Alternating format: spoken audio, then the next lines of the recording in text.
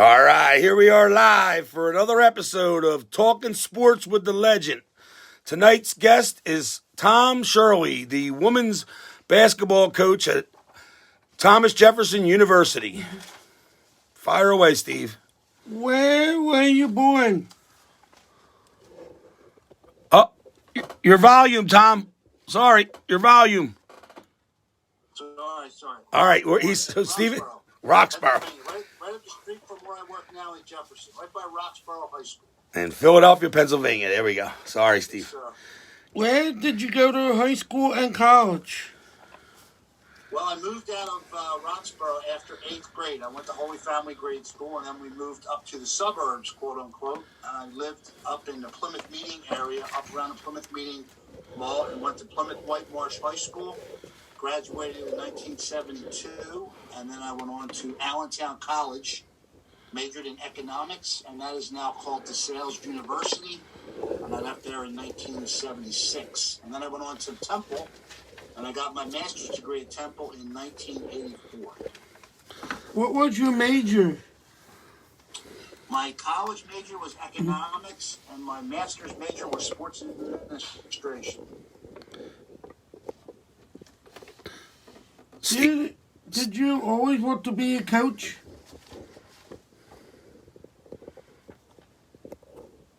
Tom? Uh-oh. You know, Steve, when I graduated from college, I didn't know what I wanted to. Got me a job at Ford Motor Company. So I worked for Ford Motor Company for about 5 years, and I learned to dislike it more and more and more, and I realized I wanted to be in some level of sports. So in 1981, I started looking around, and I finished. And believe it or not, I got the athletic director's job at the ripe old age of 26 years old. And at that point, I said, I'd really like to coach someday. And he said, well, if you want to coach, the girls need a coach, and they stink. So I started coaching. Next season will be my 43rd. Tom, you blipped out a little bit on us. You froze out. I don't know. Yeah. So we heard the part about being an athletic director, but we missed the school. What school were you at? Yeah, I got the athletic director's job at DeSales, Allentown College then, DeSales University now in 1981, which is my alma mater. Wait a minute. You got to stop right there.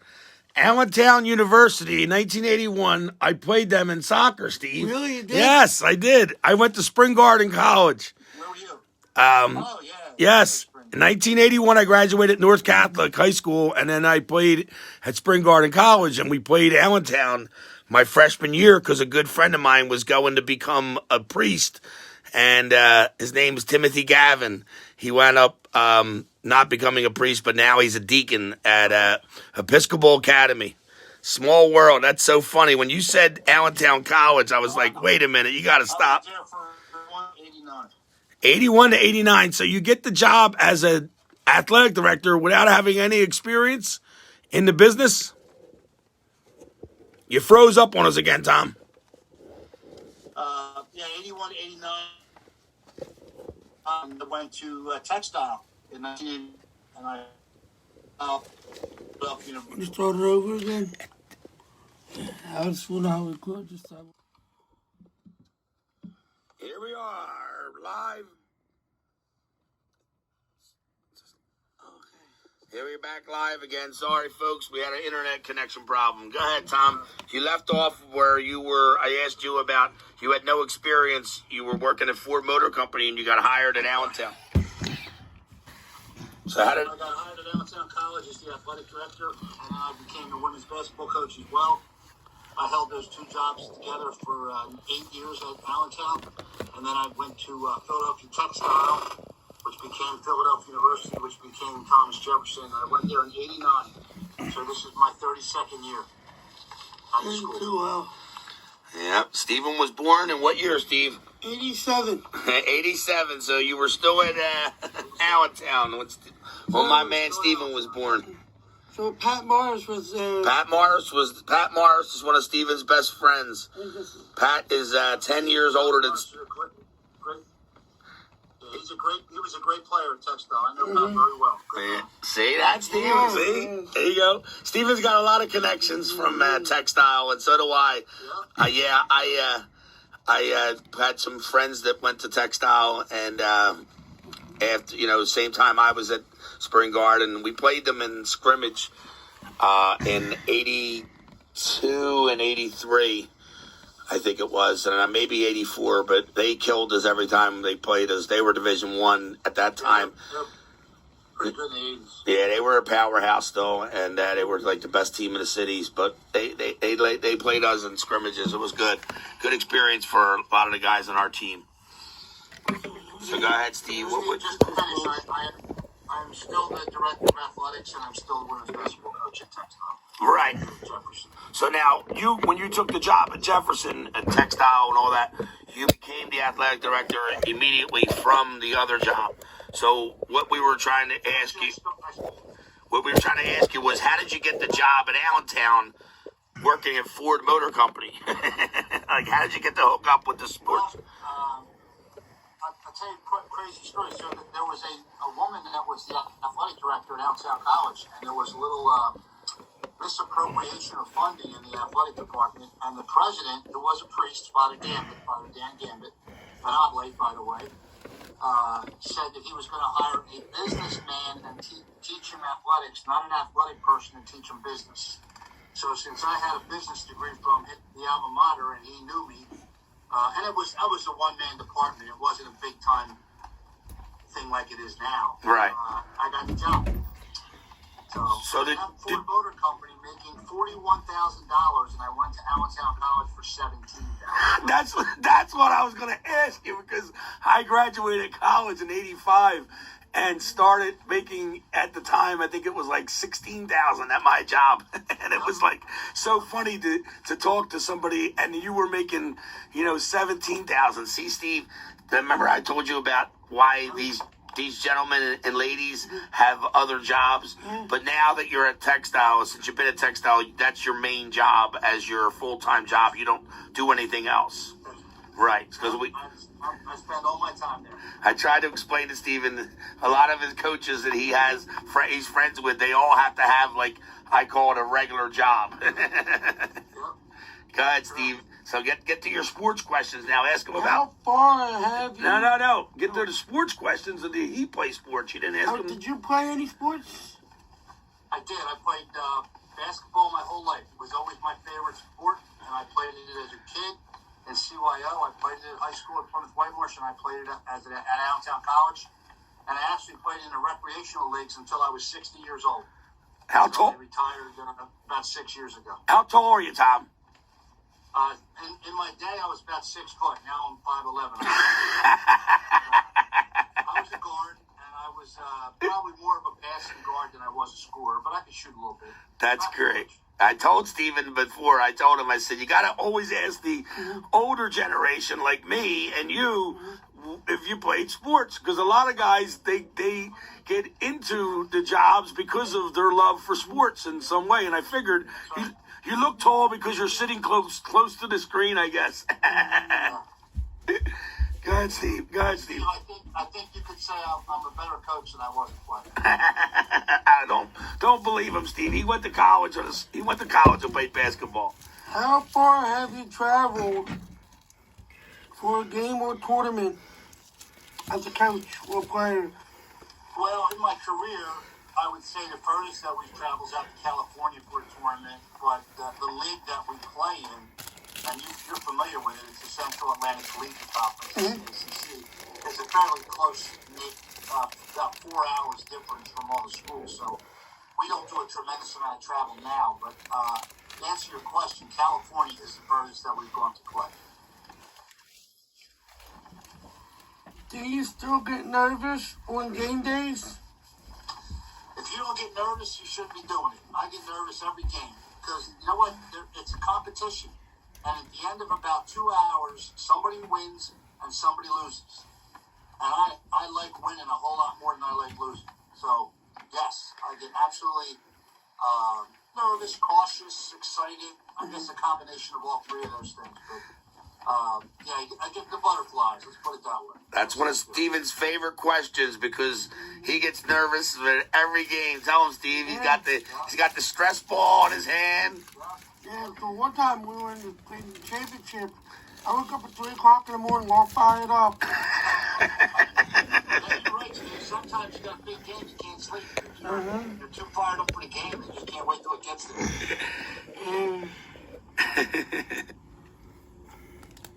Do you have a role model in coaching? I would say my role model in coaching is Speedy Morse, who coached at Roman Catholic for a long time, and then coached at LaSalle, and just finished his career at St. Joe's Prep.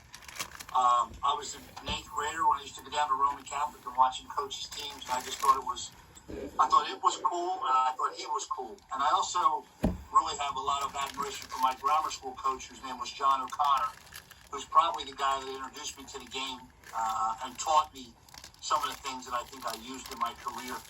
A really, really nice man, 2 nice men. So, yes, I would say Speedy Marsh and John O'Connor are definitely my role models growing up. How cool is it to have McGhee on the coaching the men's? Well, it's been great. I mean, when I first got there, we've been together 32 years now, but when I first got there, it was very exciting to be able to sit into his practice and watch what he did and have him teach me a little bit, have him coach me a little bit, and sometimes steal a little bit of the stuff that he was doing.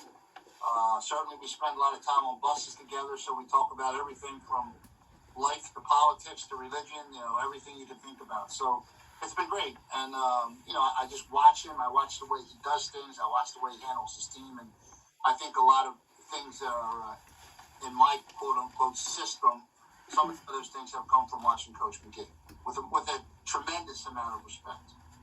Steven has a lot of followers all over the country. And for those who don't know it, Herb McGhee is the men's coach at Jefferson University, and he is the most winning coach, correct me if I'm wrong, in Division II? He's number 1 in Division II, and he's number 2 in the country, right behind Krzyzewski. Wow. He has 1,123 wins. Wow. And not only is he a great coach, but he's a great man. Steven had the opportunity to meet him numerous occasions, and he's always come out over to the stands and over to shake his hand and say how he doing and all that stuff. So I told Steven maybe someday we'll get him on Steven's YouTube channel. Yeah. Oh, that'd be great. He's a great representative of the university. He absolutely. Steve, he's a graduate. Steve, think about this. He showed up at Philadelphia Textile in 1959. Wow. That's when he showed up. First freshman year, and he never left. He's been there. So he graduated in 63, the year I was born, and he's been, because Steven asked me, how long has he been coaching there? So let's ask the athletic director, how long has Herb been coaching? He graduated in 63. He was there 4 years doing odd jobs, teaching phys ed, coaching golf, and assistant basketball coach. He took over and actually started as head coach in 1967. And in 1970, he won a national championship. You understand? Did you hear all that? So 67, that means 50 years. You were right. Steven said, he goes, I think he's been coaching 50 years. And I said, you know what? I said to him, you probably were right. I said, it's got to be at least 40 because we played against Textile, and I used to go to Textile when I was in high school because of the guys from my neighborhood. I actually went there when I was a freshman, I think. Guy in our neighborhood, you may have heard of him, but he was there way before you. He was an All-American.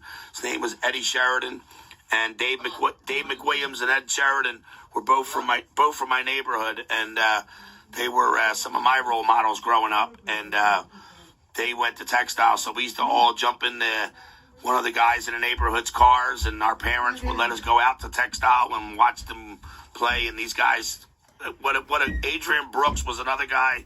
He was from Ireland. What a team! And Textile, I've always respected their organization, their university, whether it was Textile or Philly U or now Thomas Jefferson. It's a great institution. Hey Steve, to answer your question, this would have been. We didn't play this year, but it would have been his 54th season. 54 years. Oh, wow. I thought you guys were playing. He thought you guys were playing this season. No, we canceled our season. So did Holy Family, so did Sciences, so did Chester Hill. There's only 7 schools in the league that are going to play. I thought you guys were one of the 7. We were, and then we dropped out. We just decided it was... But one of the problems was the city of Philadelphia is requiring us to test our athletes every day.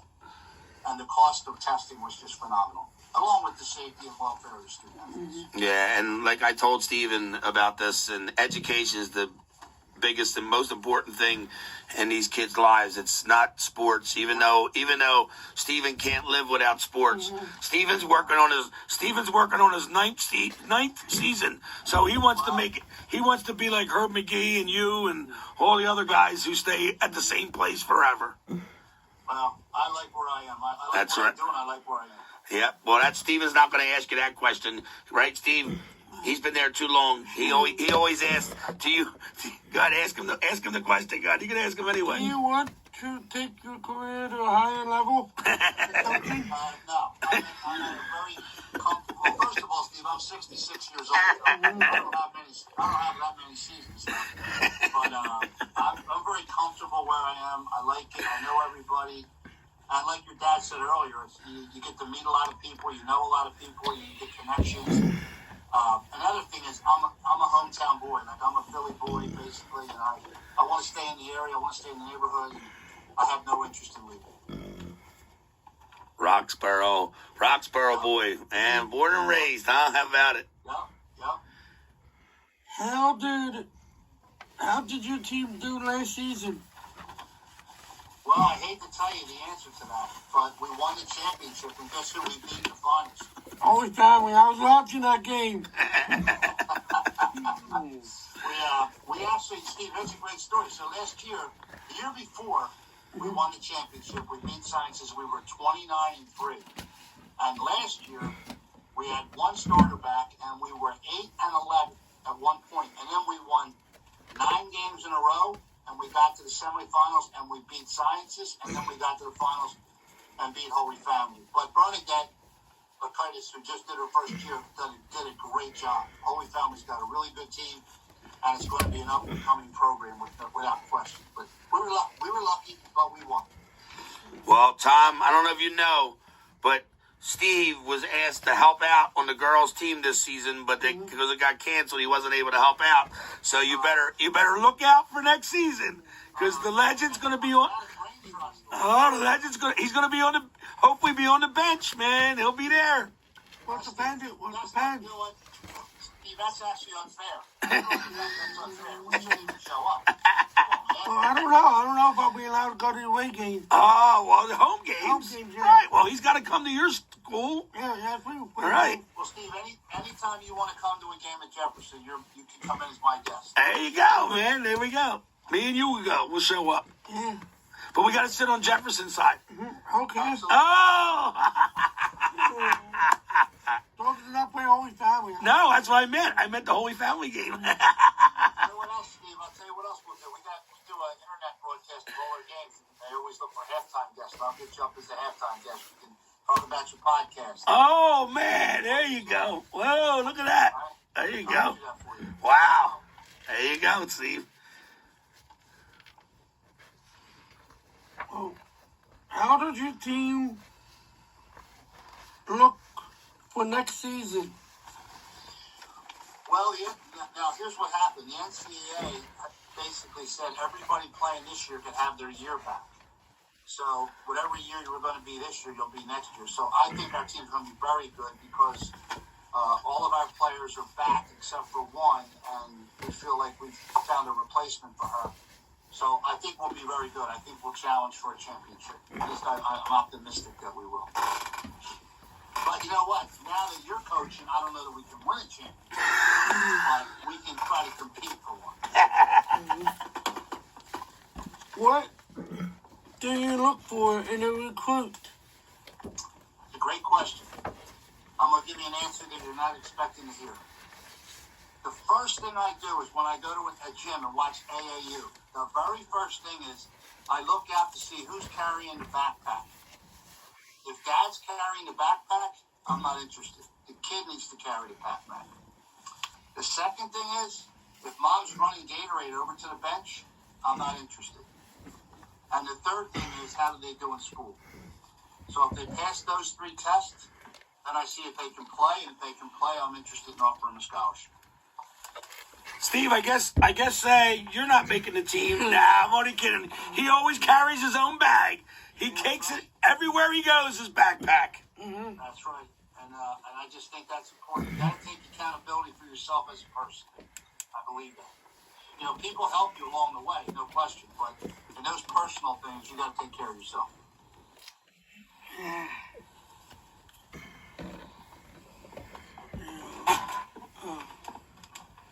What is your daily schedule like in season? Good question. My daily schedule is, I always consider myself like a fireman. And because when you're the athletic director, nobody wants to come in and say thank you, but they all want to ask me questions. So I spend a decent amount of time on email and text and social media trying to return calls and give answers out. I work on the budget a lot. I work on, I have about 12, 14 people that report to me, so I meet with them pretty regularly. We deal with compliance a lot, which is the eligibility side of it. We deal with personnel a lot, trying to make sure people are where they're supposed to be and make sure they're happy, make sure they're doing what they need to do. And then sometimes it's just going out to a game to make sure the kids know you're there. And sometimes it's going to meetings, and sometimes it's getting on Zoom calls. So my day is very diversified, which means it changes a lot. But what I like about my job is I can wear whatever I want. I come in when I want. I leave when I want. I eat lunch when I want. So I like that I have a lot of flexibility, but I also I put in a lot of time. I probably in the basketball season put in about a 60 to 70 hour week. Don't you coach your one kid? She went to her cousin went to Villanova. Oh my God, Ryan. Cousin's name was Ryan. Ryan Archinachi. Bridget Archidiakono. Thank you. Is a junior on our team this year. Yes. Yeah, I do coach Bridget. Nice young lady from Archbishop Wood. Stephen has gone to a lot of the Wood games, and he's gone to meet some of the girls, and he knows the coach, the girls' coach there very well. He interviewed. Yes, very good. Mm-hmm. He runs a very nice program, and they're very, very well respected. Do you know his father and mother? I do not. Oh, great people. The mother played at in St. Joe's University basketball team with what's her name? Muff. Oh, Muffet. Okay. Yes. And the father was a great man. He founded an organization that Stephen was a part of, and still tries to help out when he can. It's called Fox Chase Champions, and it's all for special needs kids. Yes, and he's a great man. Yeah, we had the pleasure when I was at Allentown College of scrimmaging Lehigh University that was coached by Muffet McGraw. Yes, that's great. Yeah. That's awesome. And Steve, you know who else I grew up with? That guy at UConn, you know his name? Gino. Gino. Aria. He's got a tough name. Aria. He's a woman's coach. Yes. He's another Philly. Went to Catholic school, and I went to the public school, and we knew each other from the neighborhood growing up. That's awesome. Cool. We've actually played We've played at UConn twice.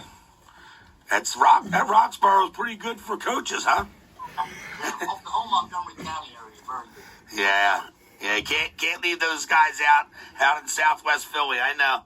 Absolutely. Don't get back to you if you don't bring them up. Yeah, you guys made the tournament last year, right? Oh, we did and we didn't. We got it into the NCAA tournament, but we got up there and then they told us to go home because of COVID. So we got credit for being in the tournament, but we didn't actually play. Same with the men. Our men were up there too. Stephen interviewed the coach. Jackie Hartzell. Jackie Hartzell was up there as well. Yes. Yeah, that's right. And he couldn't wait because he was the first coach that he interviewed. That Tom, that Stephen likes to ask about your routine is also you were given us as the athletic director, but Steven loves to hear the coach's routine. Do you have it? Do you have a different routine on game days? Yeah, what I try to do on game days is kind of stop my other work around 12 o'clock. I watch a little more tape. I'm not real big on doing a lot of breakdowns, Steve, in terms of like they do exactly this or they do exactly that, but I'm big on what I call tendencies. Like this kid always likes to go left. This kid won't shoot a jump shot off the catch.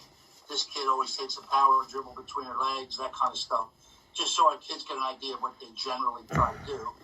And then we'll have a shoot around where we'll go out and we'll walk through what they like to do a little bit. We'll get some shots up. And then we'll make sure they get in the training room, do what they have to do. And then we'll actually go in while the kids are getting ready. And we'll talk about the next game. So, okay, who's going to do the scout, what we call the scouting report? Who's going to break the tape down? We review what our practices are. Then we go out and we do our pregame in our locker room. Then we go up at halftime and we do our halftime in the main gymnasium. There's a classroom off to the side. Then we go back down after the game and we do another recap of the game, and then we do a little internet recap of the game with another guy. So it's you play a game. It's 4 10-minute quarters, but it's probably in the course of a day about 5 hours with all the prep work and you want to see the kids and talk to them. How you doing? What's going on? How's your mom and dad? How's the dog? Maybe they play guitar. They have a boyfriend. You just talk to them about stuff and make them. You want the kids to really know that you care about them. That's really a very important thing. It's hard to get people to do something for you if they don't think you care about them. So spend a lot of time just making sure the kids are safe, making sure they're happy, making sure that they know we're there for them. At the same time, when they're not doing what they're supposed to be doing, I'm right there to tell them. So in some ways, I'm like a second dad. Steven loves doing the scouting for Holy Family. We go to games and what have you, me and him together for high school games, recruiting. And I tell him some of the things that you just brought up that he loves, and he'll give Jill the stats on like the number 12, is a real strong player and stuff like that for his recruiting skills. And I told him, and that's the thing, you hear what he said about, about recruiting, looking at the kids. Do they, are they, mommy, daddy taking care of them, or are they doing the stuff themselves? So Tom's giving you some good tips here, Steve. Steve, there's another thing that drives me crazy. When I call a recruit up, and the phone message is not set up, so this phone is not accepting calls, or this phone's mailbox is full. Well, I'm a guy calling up that has money to give you, and you don't even have your phone set up. Or they have really stupid music on that I don't understand, and it's really loud, and I don't want to hear it. So just have a normal message, like, hello, this is Mary, I'm not here right now. I'll leave a message, I'll call you back. So that drives me crazy too, Steve. Thanks, Tom, because I've been trying to tell him that with his messages, but he finally does it right. I try to tell him to slow down. He goes so fast. Yeah. Some good tips here, Steve, before I start writing these answers down. Do you have a rivalry with another conference school? It broke up a little bit, Steve. I'm sorry. Do you have a rival with any other school in our I would conference? say absolutely. We have two rivals. We have you and we have Sciences. No question. But I would say, all the Philly games are tough, including Chester Hill. So, you always want to win the Philly game because when you're recruiting, you want to say, hey, we beat them. You don't want to say, hey, well, that's a good school, but they beat us. So you always try to beat each other because you want to use it for a recruiting advantage. Let me throw a question at you there about Philly University going from textile to Philly U to now Jefferson. One of the questions Stephen asked the coach from Sciences was about the recruiting aspect, and I had asked her, I said, I've been really impressed since Stephen's been involved with Holy Family about their basketball program, how successful it is, because I know most of those kids are going to school to become doctors of some sort. And now you're kind of getting the same students, correct? Yes, the reason that we changed the name to Philadelphia University was because the president thought it was too pigeonholed into textiles and science. So when we went to Philadelphia University, we had more of a broad-based majors offered. But now that we're with Thomas Jefferson, all the science majors are booming, but we still have the other majors. So we're recruiting for psychology and accounting and fashion and construction management. So I would say we're not as totally based science as the University of Sciences is. Our name is more science, but I think the stroke of our brush is a little bit wider. Right. That's what I was trying to explain to Steven. I said when they were textile, it was more about the fashion. And then, of course, the guys who played on a soccer team that I knew, they all took business. Because I told Steven, I said, every school always had business. Because, you don't know what you want to do. But if you go to, to schools like Drexel where they have the internships and all that kind of stuff, you get a feel maybe as to what you want to do. And I said, when you go to sciences, a lot of times, you know what you're going to do when you get out because you're going to become it. But you guys offer a lot more diverse. Yeah, that's a good point. Okay. I mean, the one thing that's really helping in recruiting is the kids who want sciences. We have a medical school, and they think they're going to medical school, so good for them if that's what they can do. Right. Good answer there. I like that one. What was the biggest game that you played or coached in? The biggest game I ever coached in, I would say this year, beating Sciences was a big game. But in 2009, on senior day, we played Dominican College. And we went into 3 overtimes. And we beat them in 3 overtimes, 110 to 103. And there were 2 sisters on the team. One was named Kate and one was named Amanda. And they were both named Brennan, Amanda Brennan, Kate Brennan. And together, on senior day, and it was Amanda's senior day, it was not Kate's, they had 60 points together. Wow. And that's probably one of the best. And the game didn't necessarily mean anything in terms of the standings or a championship, but that game stood out because of those 2 young ladies. What's the most important game that you ever coached in? The next game. You get it? Mm-hmm. Every game's important. I want to win every game, Steve. So if I just won that game, I want to win the next one. If I just lost that game, I want to win the next one. So I would have to say the most important game is the next game. Did you ever win a championship? Yeah, in the current league that we're in, we've won 4. In fact, we've won the last 2, so we're back-to-back champions right now in the CACC. And the league that we were in before that, we won 3. And then the league that we were in before that, we won 2.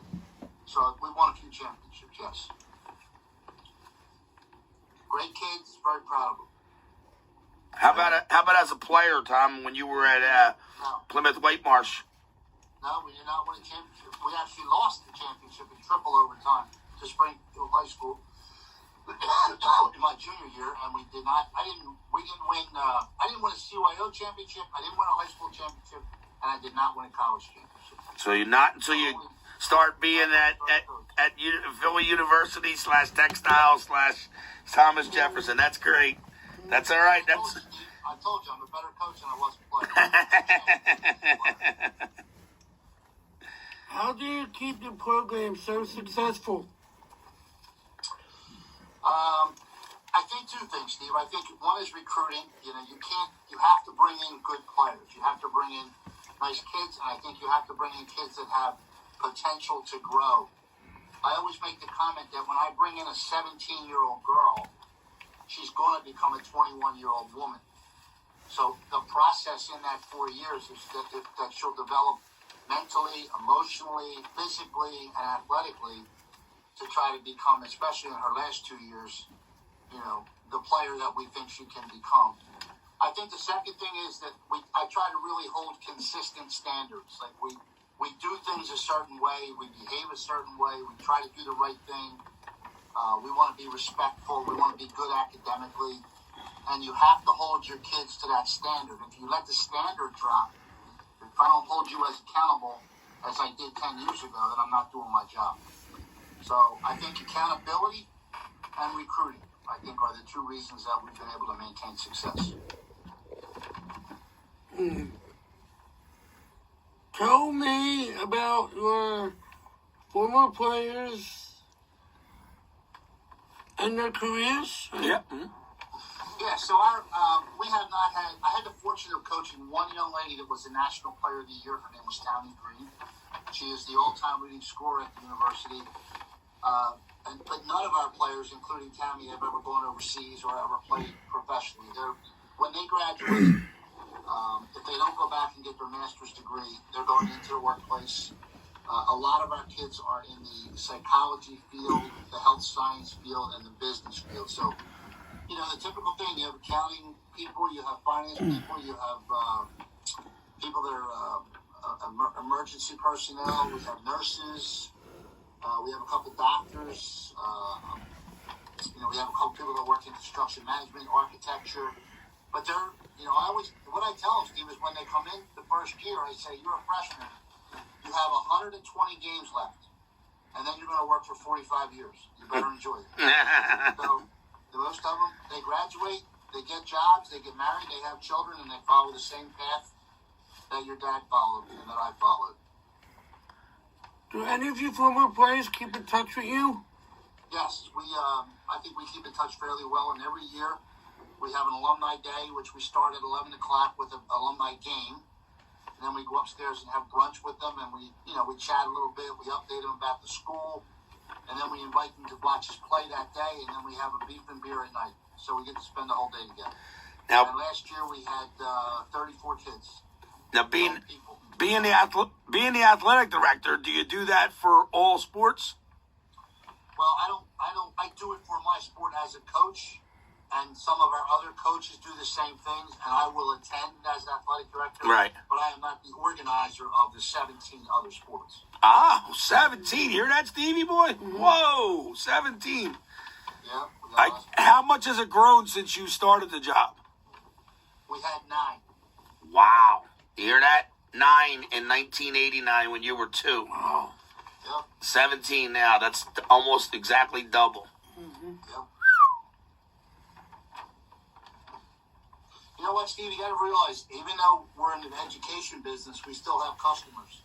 And the customers are the students. So you try to, do things that the customers are interested in. In a lot of cases, it was just adding sports, like adding golf for men and adding golf for women. We added crew. We added women's lacrosse. So sometimes it's just serving your population. I try to stress to him about how important education is, and it's so funny because I was one of the ones that threw that question in there because we go over the questions and he wants to always know, like, did any of your players become pro? And I said, Steve, these guys coach not to make their kids become pros, but because they want to become pros in the real world, which is the sports world. I like to call it most of our fantasy worlds. We would love to be professional players and coaches and all that, but it takes a real dedication, and it's only like 1% of the population, and it's like everybody else needs to do their jobs, and the psychology people that he coaches, he coached and all, they're the ones that are more important in society than, unfortunately, our basketball players are. I love them all, but Steve, they're not as important. Steve, I'll tell you something, and this may sound a little bit morbid, but I do say it. I'm pretty tough on our kids, and I say to them, when you're 35 or 40 years old, I want you to come back to the cemetery. I want you to come to my grave, and I want you to say thank you, and I want you to say you were right. If they do that, I did a good job. See that? Mm-hmm. Because he knows in 35 years, unless they invent something, he ain't going to be around. Because he'll be over 100. So he's trying to tell these kids that, look, life goes on, but what he's teaching you now is for the rest of your life. Mm-hmm. And I love your wisdom that you're putting on to this young man who's been helping out for 9 years. Yep. I'm glad to do it. Yeah. I'm honored to be on your call tonight, Steve. And the next question. If you could have dinner with 3 coaches, could be dead or alive, who would they be and why? And they could be athletic directors in your job. Any sport. Well, I'd like because Pat Summitt, I think, was the benchmark of women's basketball for a long time until she unfortunately had Alzheimer's and passed away. I'd like to have lunch with Adolph Rupp, and Adolph Rupp was the coach of Kentucky. And Adolph Rupp was very, very adamant against having African-American players on his team. And he wound up playing in the championship game against a team of 5 African-Americans, and he lost. And I'd love to know, at that time, at his age, why he was so opposed to having African-American players when they were such good players, and they could have helped his team. So, I would just like to hear what I don't agree with him, but I'd like to hear what his thoughts were and what his philosophy was and why he was so against it, because I think it's a shame, because he could have given opportunities to young men and he could have probably won a few more championships. And I think that the third person that I probably would want to have lunch, that's a good question, 3 people. I don't know if there's anybody in particular. I would probably say I would enjoy having lunch with Gino just because he's really, really funny and he doesn't always focus on the game. He'll focus on life and different things and, like I said earlier, religion and politics and finances and we have very similar roots. So I think I would just enjoy. I've been in his company, but I would enjoy his company for a longer period of time. Good question, though. Thank you for your time, man. All right, thank you. Anything else I can help you with? No, good. Tom, you've been a great guest, and we really appreciate you coming on. And we look forward to going out to Thomas Jefferson University to watch the games. I can't wait. Yeah.